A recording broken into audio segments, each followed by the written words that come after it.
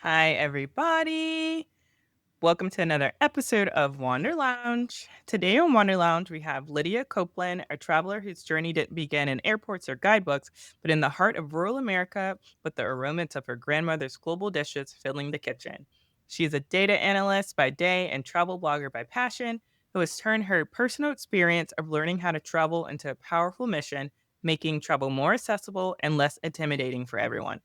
She's the self published author of the Comprehensive Travel Skills Handbook, An Introduction to Traveling, the first steps of many around the world, designed to teach tips of planning, budgeting, packing, and navigating the world with confidence.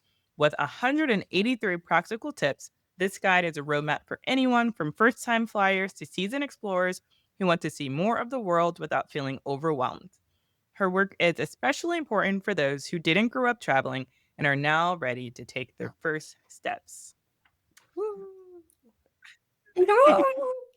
Hi, Lydia. Thanks for being on the show today.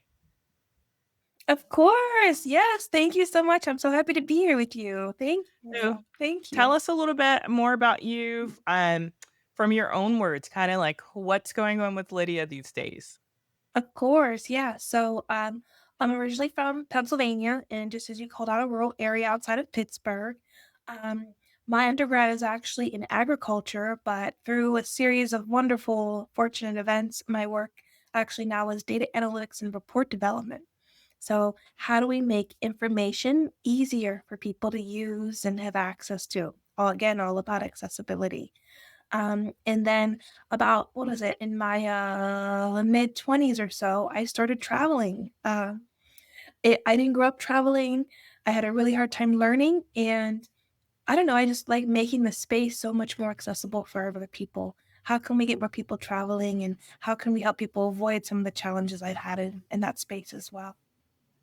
I love that. So, you kind of mentioned that your first introduction to like different cultures and things like that was in your grandmother's kitchen. Can you talk more about that and how did that link to your interest in traveling in your 20s? Yeah, of course. So, yeah, I grew up in a small town, and especially being like one of the few people of color in that space, and also not seeing a lot of travel, the big kind of bubble pop I had of seeing the outside world was through food. My grandmother loved cooking, loved, and it it's so powerful even to think about that being my first step, kind of exploring the world, especially as I've recently purchased my grandparents' home and I'm sitting in it now and we're working on renovating that same kitchen and really turning it into something again so amazing. But yeah, since I didn't get to travel physically, I love traveling through food. So whether it be different desserts or different dishes or different types of meat that you normally wouldn't see. That was my first taste of, oh my gosh, this is not from here. This is something special. This is something different. How do I find out where this is from to go see and understand it and love it more and even learn more about it? So, that again, my whole interest in food fuels my travels and also my love of agriculture and culture and all those wonderful, wonderful things. Gotcha. Okay. I love that you brought that up because I was literally just talking to someone the other day who was talking about their trip they're planning because this of a dish they want to try. And they were like, "Am I Yes. crazy for going to this country just because I wanna try this?" I was like, "Absolutely not." I think No. food on its own is a great reason to plan a trip. I was listening to this guy who was telling me about he went to Argentina because someone told him about this pizza place that was really No, I love that. And what a great way to have and see a piece of a local culture through their food. Like, to basically experience that little pocket of something that's so unique for that space and go to travel there and see it and love it and enjoy it. I love that stuff. It fuels my life. Yeah, 100%, and to this day, I will never understand people who go I mean, I get being homesick and wanting to try your foods from home, but half of the fun is to, like, try the local foods when you go somewhere. Um, okay, Mhm. so what happened to you said you started traveling in your 20s, how did that come about? And somewhere in there, you decided to write this incredible book. for like travel tips for people. So can you tell us more about your first kind of experiences with travel and how it became like a huge passion for you? Yeah. So I graduated from college, and when I came home, kind of like the bubble had been popped, and I had seen my friends, they had passports. And I had seen other people and also through other things on TV. And I was like, you know what? I'm getting my passport. I don't know where I'm going. I don't know where I'm going to use it. I have no idea how to get one or what to do with it, but I'm getting my passport. Oh, I'm loving that energy of little Lydia. And I was like, "You know what? I don't care. My passport, what is it? I think it got approved in, like, November." And I was like, "You know what? I'm not waiting. I'm taking a trip." I ended up going to Montreal in the middle of winter. And I went by myself for part of the trip. I was able to drag my mother along for another portion of it.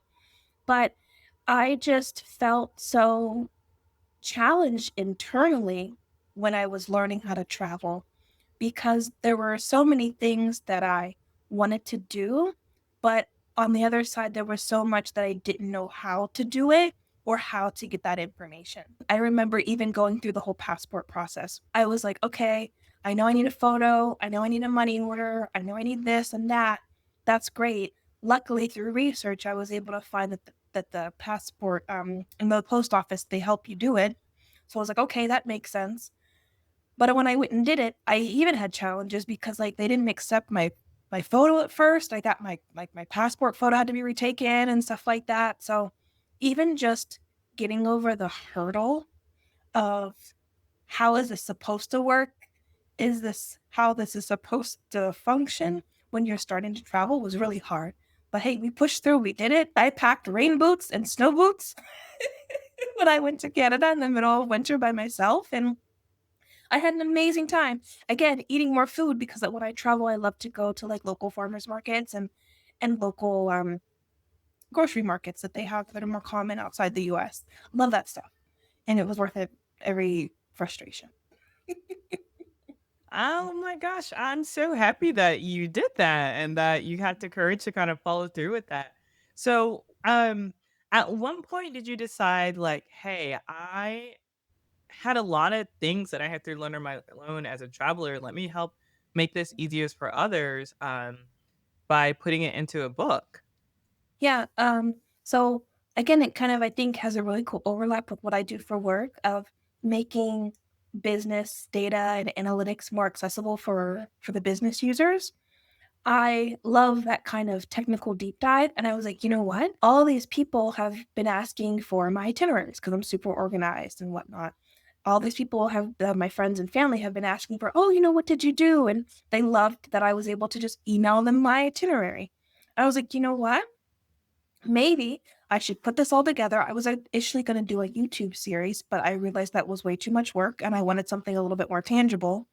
Um, I was like, "You know what? I'll put this in a book and we'll just make it clean and simple and talk about all those things that can be really daunting when you don't know how to conceptualize them when you're trying to understand the concept of travel, but are really easy to step off from to plan your first trip." So, packing, budgeting, where to get the right information, how do you plan and organize yourself? All of these little things really add up and are really accessible if you're able to get that bridge. I love how it's like a how-to guide even from like before you start going on the trip. Can you share some of the top tips you feel like are in the book that you would want someone to know? Oh, of course. So, one thing I was super, super encouraged by when I was first learning how to travel is learning that there are so many more resources available to you than you thought.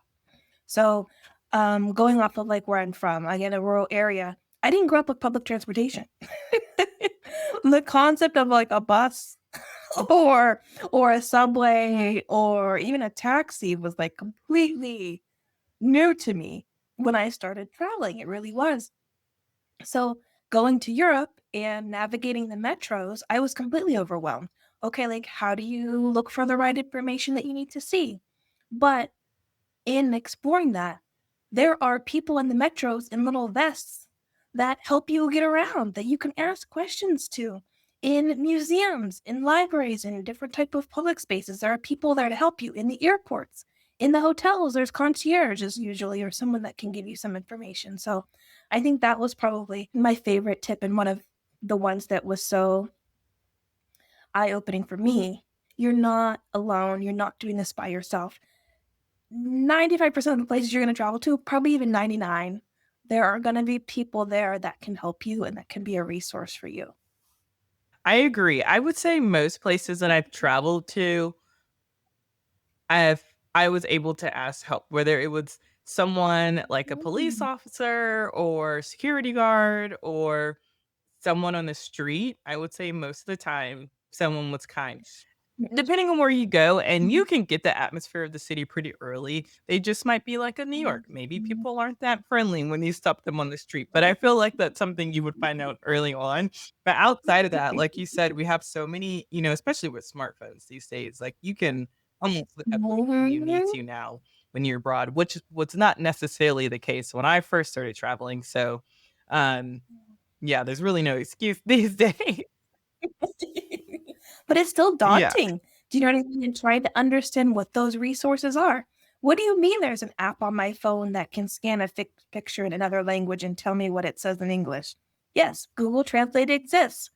Do you know what I mean? What do you mean I can figure out and plan a route, including when I need to get on the metro in different times and different schedules? Yes, Apple Maps includes that for many of major cities in the world. It's definitely hard to um, understand what's available to you, and that's again the point of my book. Just that initial exposure to what's available is so key and so important. Yeah, that's such a good point. And I was just sharing a resource with a coworker the other day. They didn't realize that with a lot of translation apps now, you don't even have to type. You can just speak, and then it'll automatically translate. And then you can hold it to the conversation partner who will speak in their language, and it'll automatically translate.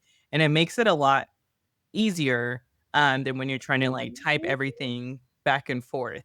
Especially, honestly, if you go in some more, like, rural areas, you might be with someone. I've been a lot of times trying to communicate with someone, and I wanted to use my Translate app before this feature existed, and they weren't necessarily, literate to know how to read or write in their language, so I think it's a great feature now. No, and I've used it before too, and it's so wild. And even too, seeing people's like face lit up when they're like, "Oh my gosh, you're talking to me through a phone." And like, "Yes, I am." It's an amazing way to connect with like more of the local businesses in the area or more of the things that are off of the normal tourism beaten path. Like we had a really great scenario where we went to a little restaurant in Venice and we know that when people go, it's the Nunzio's Trattoria in Venice. It's a very small restaurant. It's amazing. And when people go to that restaurant, they usually leave him gifts. And we didn't know that. We didn't bring a gift. So we were like, oh crap, we need to bring this man a gift. So we came back the next day after he was closed and found out that there was a little flower shop, maybe a street or two away or something like that, tucked in Venice. And we were talking to the florist, and he was like, oh, and I was like, it's okay. We have our Translate app. So I was able to speak into the app and say, hey, we want to leave flowers for this man. We wanted to purchase an orchid for him because his hospitality was amazing. He was very kind. Can you deliver it to him? This is where he is. And it was really cool to see the guy's face be like, oh my gosh, yes, I know who that is. I know him. Obviously, we've been down the street with each other for like the last 40 years. I'm be happy to deliver orchids to him for you. That's such a cute moment. Yeah. It's super Wait, fun. so I'm actually going to Italy in July, so if you have Rex, I'm gonna need them, but, it'll be my first time going. Are you supposed to leave everyone a gift or just this man? No, I think it was a special, case because I guess it was a very small restaurant, and again, I have to figure out the name. I think it's, D'Annunzio Trattoria, or no, I'm sorry, I'm lying. It's called D'Artoro's. D'Artoro's Trattoria is what it's called in Venice, and the man has been there for many years, and the restaurant has, I don't know, maybe 10 tables in it, like 10 little booths. And he is so kind, and they focus on highlighting local food there. And they're famous for this big pork chop that's like cooked in a little bit of vinegar. It's delicious. I love it. I ate the whole thing. It was amazing. But many famous people have gone there, many chefs, and we actually saw it on a food show, and we saw this wall of all these photos and gifts and all kind of crazy things that people had left for him. So I was like, oh, dang it. And it was so funny because we had been shopping the day before. So we came with packages, and he was like, where's my gift? I was like, these are not your gifts. So no, you don't have to leave that to any for everyone, but we felt like we had a really special connection to him when we had come to his restaurant, so we wanted to say a small thank you. But I love Italy. Yeah, we did a whole tour there because I have a cousin that lives in Venice, and we took the train. I highly recommend getting around through Europe through the train. It's 10 times easier because you actually get to bounce around between the city centers as opposed to outside the cities, like where the airports are. And also, too, it's 10 times cheaper and 10 times easier. Um, the trains, it's Europe's made for trains. They're almost like airports in a way, to be honest. The train stations they have there, they're so much better equipped and organized than airports in there, in my opinion.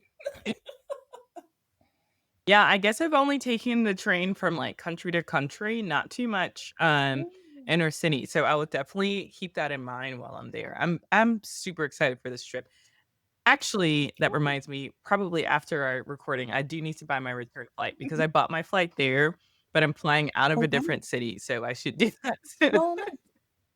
Well, that's very smart though, because we should have did that because we did Venice, Naples, Sorrento, Pompeii, Pisa, um, Milan, and Lake Como. And if you're bouncing around, like one of the best things I found was like luggage storage Mm. because we just did a day stopover in Pisa because we just wanted to see the tower and the complex. And we did not, and we saw a lot of this. We did not want to be those people lugging 3 suitcases the 3.2 miles to get from the train station to Pisa. So luckily we reserved luggage storage in advance, and it was 10 times easier. It was amazing. So that would be a good tip for Italy if you're bouncing around because it's so easy too. I love the trains there. Mhm. Yeah, okay, so that's a great tip as well. I feel like I've always heard of them in airports, but it did not even cross my mind, and I'm someone who's traveled for, like, over a decade to even think to look at a train station, so thank you for that. Do you feel like, kinda coming from your background about having traveling, and did you feel like you had a lot of limiting beliefs stopping you from getting into trouble? Like, a lot of it was kind of, like, in your head, "I can't do this," or once you just kind of realized that that was an option, you were like, "No, I'm taking off." I think it was a little bit of both. Um, I think for me, I was afraid that I wouldn't know what to do there, and also to, of course, understanding how to best spend your money in certain spaces can be difficult too when you travel, when you try to figure that out. But yeah, once I got up over those kind of key things, where do I stay? How do I get around? What do I do? I was like, "All right, we're good. We'll figure out the rest. Let's go." But yeah, you're right. It's definitely difficult to like get yourself over that mental barrier. And we all have something initially that we have to kind of cross over and overcome whenever we start traveling and then even going into any new space. 100%, and that one, especially for, like, my friends who are female solo travelers, I always get, "What am I supposed to do with my time?" Or, I remember I was talking to someone, a friend who, um, have, like, a family, like, married with kids, and they were going traveling for this conference, and I was like, "Oh, you should stay extra for, like, a couple days, like, see the city." It was, like, in a cool city, and their exact response was, "What am I supposed to do?" You know what I mean? Like, for those extra days, I was like, "Your vacation, do whatever you want." Like, There's so yeah, much. you can eat any food you want, you can try different spa, like, what are things that you like to do? You can find them in the new city. 100%. But yeah, it was just so funny because they were dead serious, like, "What is that?" Like, "Why would that be fun?" I'm like, "Okay." Why don't I want to just go home? It's like we're not the same. Oh my god, yeah. One of my favorite things I love to do in all the different cities I've gone to is I love to go to the local aquariums. So, like, that's my thing. Is in any new city I go to, I'm like, okay, where's the aquarium? I check the tourism board for tickets for the aquarium or tips to know when to go. I recently went to the one in Baltimore and the tickets were like significantly cheaper during the week. And I was like, you know, I'm gonna make this work on a Thursday. And I'm so happy I did. But yeah, that's my thing. Is like I love going to aquariums anywhere I go. Oh, I like that one. That's a really good one. Mine has been, I would say over the past couple years has been a new one, has been going salsa dancing in every country I try to Oh, go. So yeah, I what? think it's been maybe like 7 countries I've been salsa dancing now in, and I love to find like see how the scene is a little bit different, but almost everywhere I go, I can find like a little salsa community, and it's been like I always like, all right, at least one night of salsa dancing before I go. It's amazing. And what a cool thing to like tie your travels together with. Like that concept of something so similar but so different in different places. That's amazing. I love that. My mom loves salsa dancing and I met my boyfriend salsa dancing. So I'm gonna have to tell her that. That's amazing. Yeah, that's so cool. Yeah, and it's funny because I actually learned how to like I've always been interested in the like culture, the music, the language, but I didn't learn how to salsa dance until in China. I had my teacher was from Venezuela, but Asia has a thriving salsa community. Like, I mean, they love Wow. the of all the cities I lived in, it's definitely been the salsa community where I've been out, like, the most per times per week, and there was always some, Wow. like, workshop or, like, salsa conference, like, I was shocked, and, like, the salsa clubs would be packed. That's Yeah. amazing. I've never in a million years would have thought that. Yeah, neither would I have. At all. And even, like, That's now that so I'm back wow. in the US and I'll travel, they're like, um, when I talk to people, um, they're like, "Oh, you're good. Where did you learn?" I was like, "Yeah, I learned in China."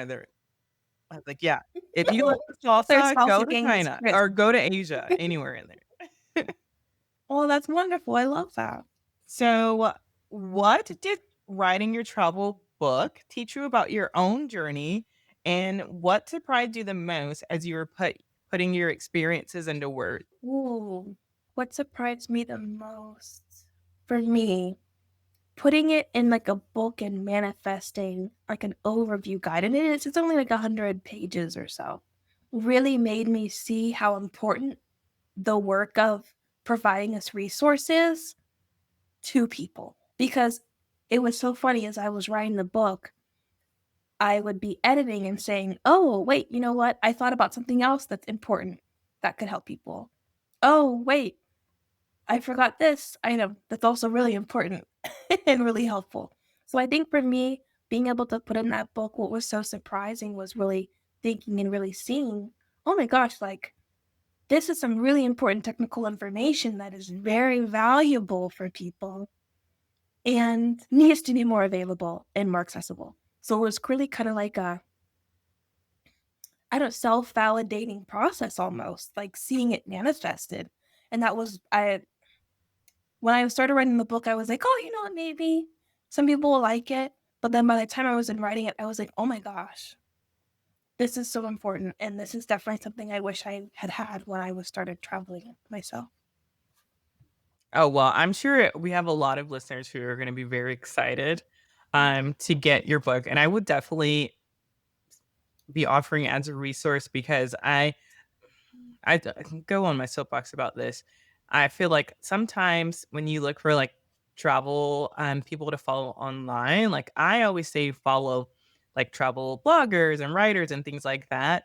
Sometimes I feel like it can be a bit performative, or just show, like, the top highlights, which is cool as well, but it's like Mhm. sometimes you just need like breakdown, practical information that the average But, user like, how did needs. you pay for that? Yeah. But, like, how do I get my American money Yes. into the proper form? so that I can do that thing that you were Yeah, doing. They need the deets. 100%. And even like things that I had to learn, like switching your phone over. I think most phone plans now have like an Mm. international component, so it's not so much. But when I was first traveling, I had to buy an unlocked phone and figure out how to buy a SIM card in whatever country. Or even now, if you don't have a phone service that has an international plan, um, there are a lot of eSIMs that you can use now.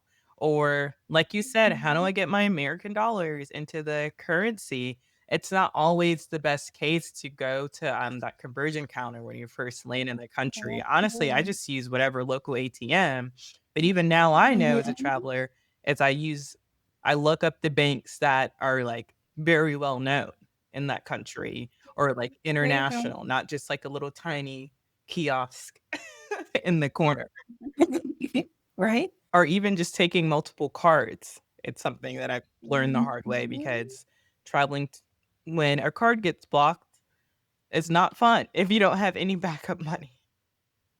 Right? I love that, and yeah, that's the details that I agree with you 100%.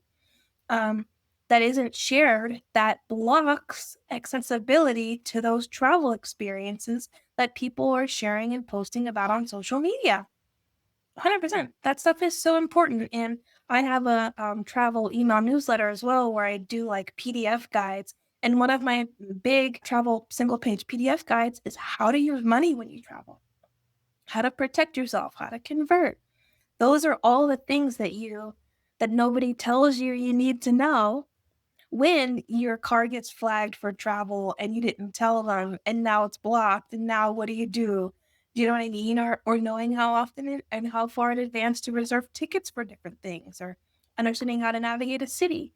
Those are the deets that give you that step up in the ladder to make sure that you can have those experiences. And I agree with you. Like I also have a hard time looking at sometimes the different posts that I see on social media about travel and this and that because you gotta, I don't know, it's not all beautiful. Now, don't get me wrong, it's very beautiful and it's very amazing, and it's so empowering to be in a new city and feel that feeling of feeling your sense of place there.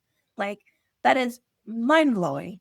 Sometimes there's some hardships to get there too, but they're overcomable and you can prepare for them and still have an amazing time. Yeah, I remember once I met this girl. I wonder where she is in the world now. I hope she's traveling again. But I met her while I was traveling and she was panicking. This was like the first time she's ever done like an international trip like this. She was going through Asia. I think she had like 4 or 5 countries planned. I met her, I don't know, at one point of her trip, but I think she had like a couple weeks at least at the minimum a week left, if not 2 weeks. And she ended up, somehow her card was blocked, I think. I don't think it was stolen. I think it got blocked from her bank. So first time she's ever been, like, out of the country like this for a trip like this. I wanna say she was probably, like, undergrad to maybe, like, early 20s. And, luckily, at this leg of her trip, she was visiting her cousin, so she was with someone she knew because she had, like, no money. She'd only brought 1 card. So she's calling their bank, and the bank was not helpful at all. She's, like, panicking. She's like, "Listen, I'm out of the country. This is my bank account. Like, I need you to tell me how I can get access to this money." Essentially, they were unhelpful. All they were saying is were they were gonna, like, send a new card to her home address or, I don't know. All the options they were giving were not helping her abroad. And long story short, I think she ended up having to end her trip early, just not having access to money. Uh, Oh, yeah, no. I don't know. And I was like, that sucks because at this point in my like travel experience, I've known from like situations that it didn't end that bad that I always have at least 2 or 3 cards because one could get stolen, one could get blocked, and then I'll still have my card. Ready? Um, but yeah, I mean, like, but if she didn't know anyone else in her life to like have these conversations with before her trip, like, how would you know? But anyway, I hope that didn't stop her from traveling again in the future. As someone who's created your own resources instead of waiting for permission or perfection, what would you say to others who have an idea that they haven't acted on yet? Oh, um So I'll share something that happened to me that I think was good, but I will admit it offended someone else that was with me in this space. But also, first, I want to get a first preface out. If you want to write a book, do it. If it's on you to do it, if you have always thought about it, do it. There are so many cool resources. Like I self-published through Amazon KDP.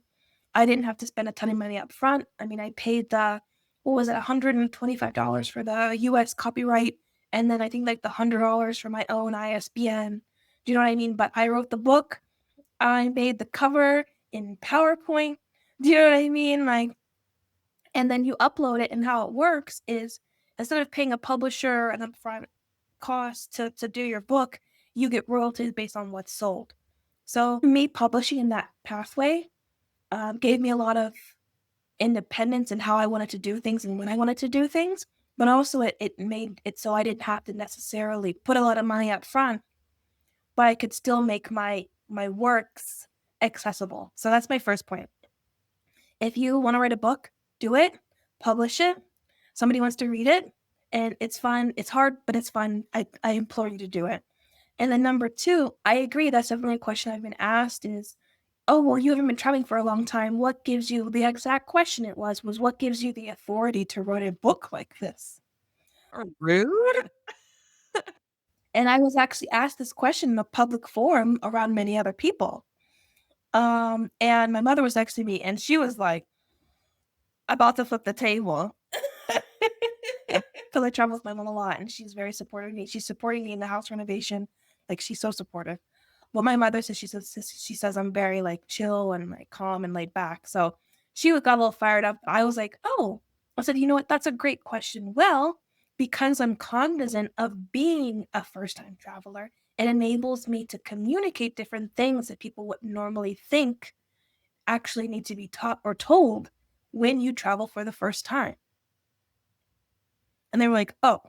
That is the perfect response, and I will add to this person because I would have been right there with your mom, like, um, is your background in data analyst. Like you said, your brain works so well at picking out the little things that people need to know as well and how to make this there was this really good TED Talk that I watched. This his whole TED Talk was about we have all this important information. And it's like if we can't find a way to communicate it for like the average reader to understand, like it's useless. So his whole thing was Exactly. like how important it is for people who have research and like this data to know how to make an eye-catching and engaging like PowerPoint. Like, and I would Yeah, argue the yes. same for these travel resources for this book. Mhm, 100%. Because what good is the information if like, let me go back. I think to me, accessibility isn't just you having physical access to something. You also need to have it presented to you in a way that's easy to understand, easy to use, retain, and share. Yeah, it's great that there's a grocery store a block away from me, but if I can't access or I can't physically afford, if I don't have the means to get what's there, that is not accessible to me. Accessibility isn't just a physical space. No, it's also about understanding and context and communication. So that was the main principles that I had in writing my book. How do I not only make sure this is accessible physically? So I've done it through Amazon and I also published it in Google Books. So it's accessible in like 60 different countries. And I've had purchases all over the world for my book, which I think is super cool.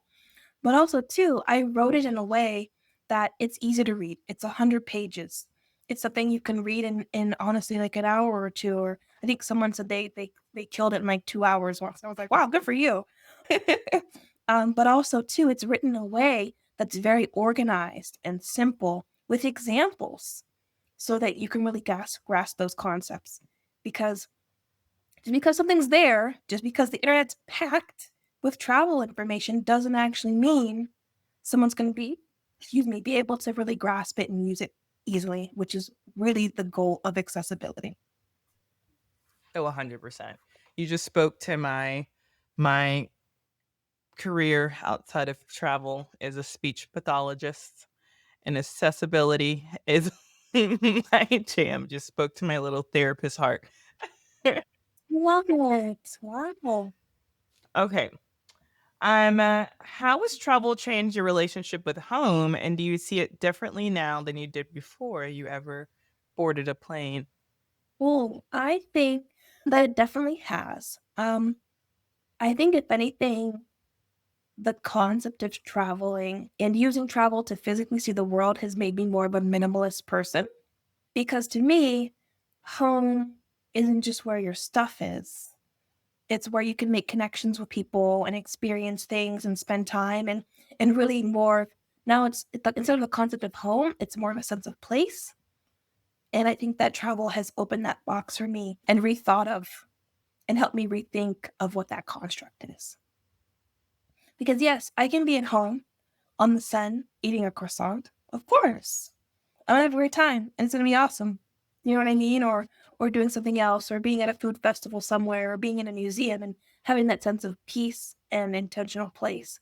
Um, and I think because I right now I live in Tampa, but now I'm in Pennsylvania renovating the house. That sense of place again has been shaken up. What you have access to today versus tomorrow because you can go so far in like a few hours. Do you know what I mean? I think that's such a cool concept. But it's kind of a widening of your range and a widening of your space, and it shows you that you are really connected to so much more than you thought before. Yeah, that's a great answer. Can you tell us a little Of bit more course. about your project that you're working on? Yes, of course. And I think it all ties together. So you have to tell me if I'm reaching too far or not. No, I don't believe in a reach. It ties together. I literally will connect everything to travel. But Right? But yeah, so I'm originally from Western PA. I grew up in a rural area and I went to school for agriculture. My undergraduate is actually in animal science and agriculture. Again, my tie into food. I love food.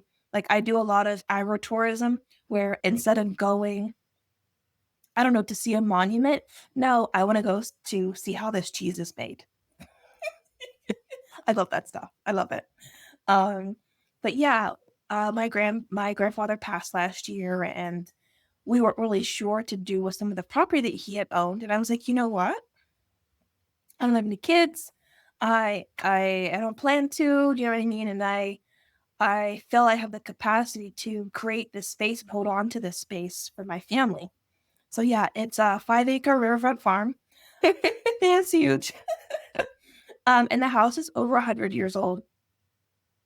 Like it's a lot. But to create a space and even like I said, going back to what we talked about at the beginning of our chat, um, rebuilding and redesigning that kitchen that I had so many international foods in that sparked my interest and making that place still something that I am so excited to continue to cook amazing international foods in.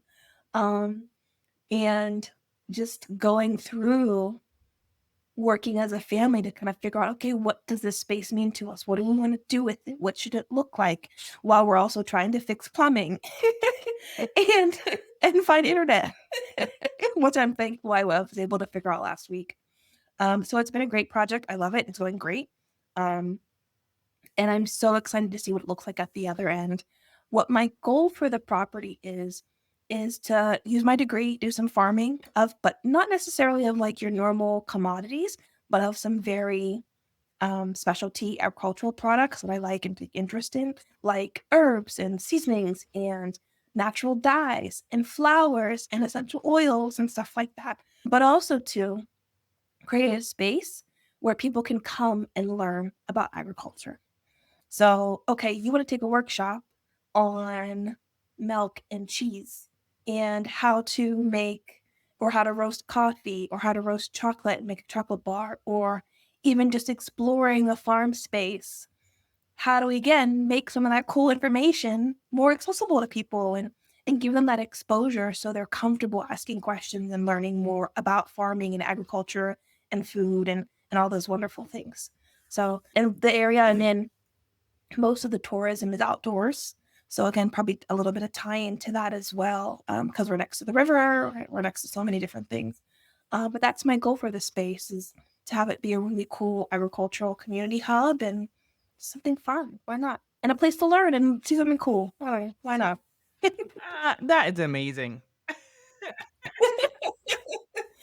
Well, yeah, I'm just so impressed with you as a human. That's Oh, awesome. thank you. And I Thank you. laughing a little bit, my mic was off when you were like, "I don't have kids." That's literally my theme of life for, like, all my decisions. My friends are always like, "But what about you know so much?" Or, like, "Isn't that kinda risky?" Or I'm like, "I don't have kids." You know? I mean, I feel like No, I'm sorry. I can be a little more risk averse than some of Right? my friends. I get it.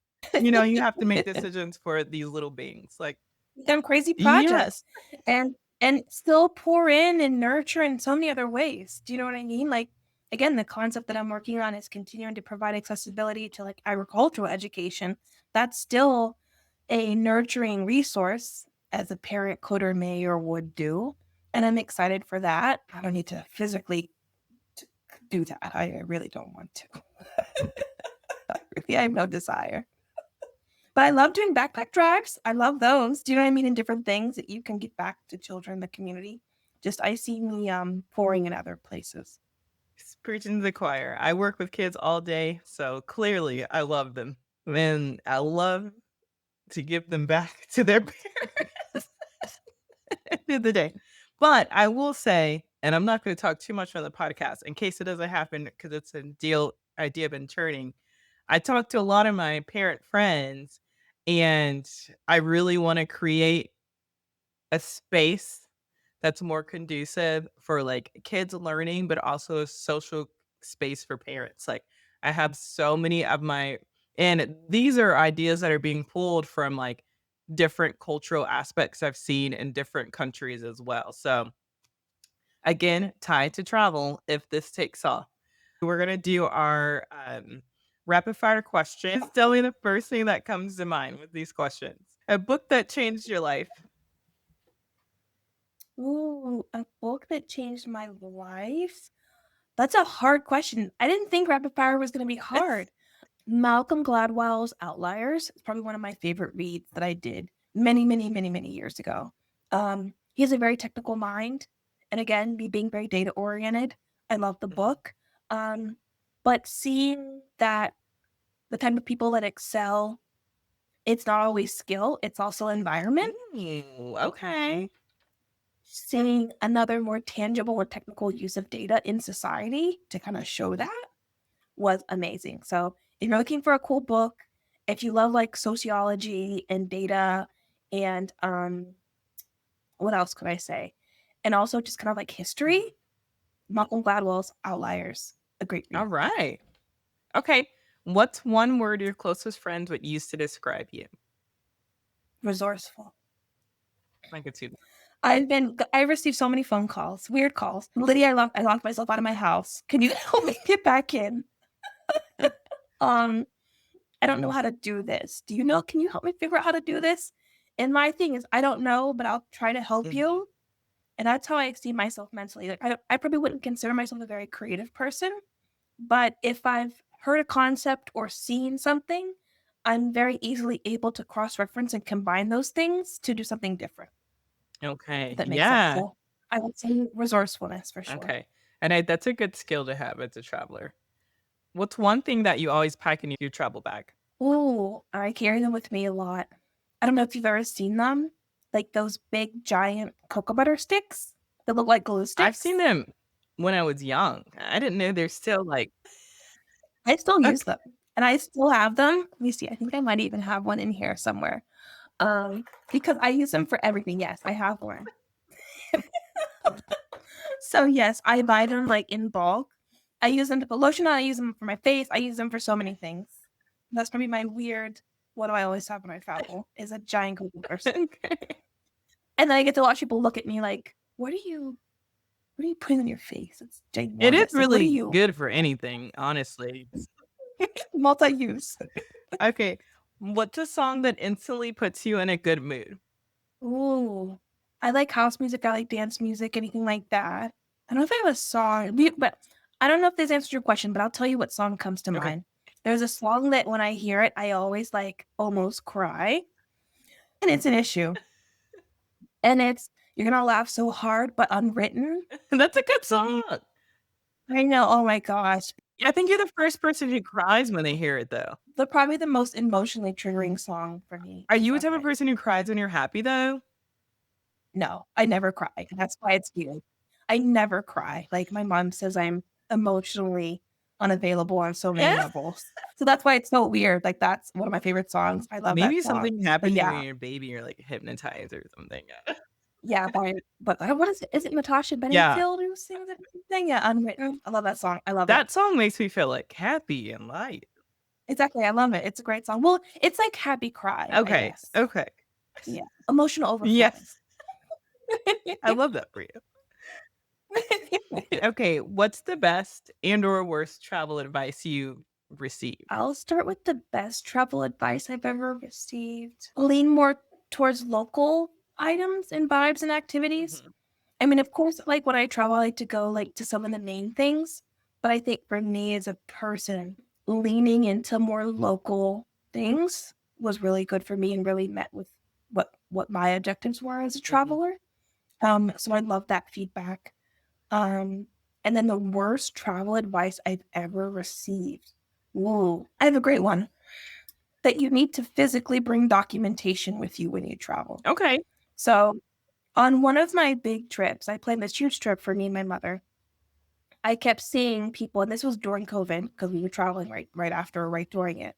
And everyone I saw traveling with had these giant binders, right?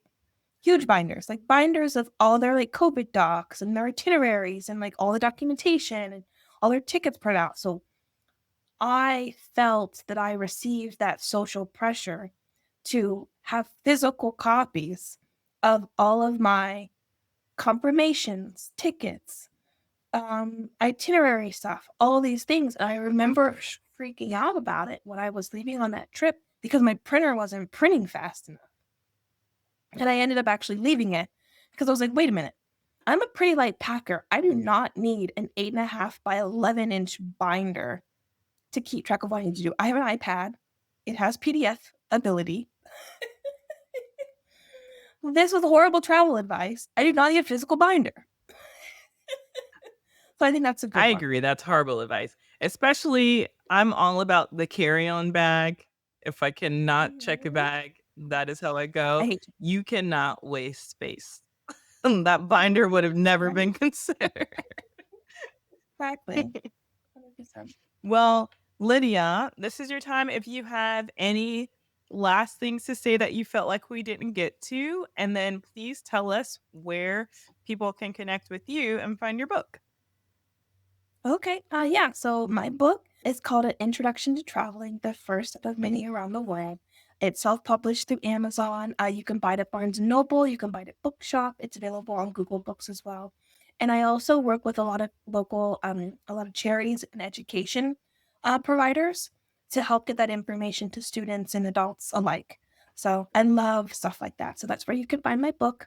And then also too, I'm on Instagram at Lids Life Skills. And I also have a website as well for my blog that has some wonderful posts there. But no, I think we've covered so many amazing things. And it's been so great to talk to you, Erin. I feel like I want to hear more of your travel stories. Like I need I just talk the whole time. I want to hear more, so many more things about you because again, we have so much similar different travel experiences and even sharing more about the house I'm happy to do and what we have plans for and so many of those wonderful things. But no, I'm so excited to stay connected with you and continue to chat. Absolutely. Definitely. I am a type of person, I very much go off energy. So sometimes it doesn't bode well for me, but I'm a type of person where like one connection like this, like we're best friends, like we're friends for life, basically, in my mind. Champagne, come to the And I've farm. had to learn that everyone is like that. Sometimes people need a little Yeah. more time to get used to, but yeah, no, we're friends now. If you're ever where I'm living, I'll tell you after the recording, come visit. Of course. You have a free place to No, I'd stay. love to. No, I'd love to. And I love that too for travel. Like, how amazing is that concept? And even talking about the concept of sharing like our stories through social media. Me growing up in a rural area, never in a million years would I have thought that I would have been able to meet so many amazing, wonderful travelers like you that we can identify together. We can share stories, and I'm not alone. Absolutely. Um, I love it. Absolutely. And really that's kind of like with my inspiration when I first started this. When I started traveling, you know, there were a couple like my role models were like Anthony Bourdain and like there weren't really honestly people traveling that look like me. They're very few, and then the few that I did find were doing more, like, luxury travel, like, I wanted, like, the backpacking, roughing it, like, staying with locals, like, so, yeah, I just feel like it's important for no matter what type of travel, just, like, being visible for the next generation.